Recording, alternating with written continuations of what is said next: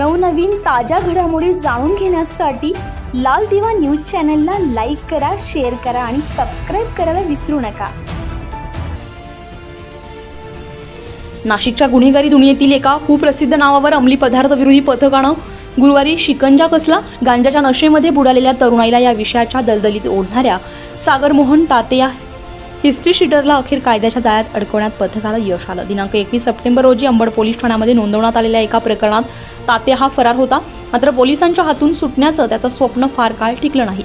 गुप्त माहितीच्या आधारे पथकानं मातंगवाडा येथे सापळा रचला आणि या विषवल्ह्याला बेड्या ठोकल्या। तातेच्या गुन्हेगारी कारकिर्दीचा आढावा घेतला तर असं लक्षात येतं की तो नाशिक पोलिसांसाठी जुना जाणकार आहे। त्याच्या नावे मारहाण, धमकी, गुंडागिरी अशा विविध गुन्ह्यांची मालिकाच पोलीस दप्तरी नोंदवली गेली आहे। या कारवाईने नाशिकमधील गांजाच्या अवैध धंद्याला मोठा धक्का बसला असून नशेच्या विळख्यामध्ये अडकलेल्या अनेक कुटुंबांना दिलासा मिळाला आहे। अंमली पदार्थ विरोधी पथकातील पोलीस निरीक्षक सुशीला कोल्हे, अंकुश चिंतामण, सहाय्यक पोलीस निरीक्षक सचिन चौधरी, विशाल पाटील, रंजन बेंडाळे, संजय ताजने आदींसह इतर कर्मचाऱ्यांनी या कारवाईत सहभाग घेतला।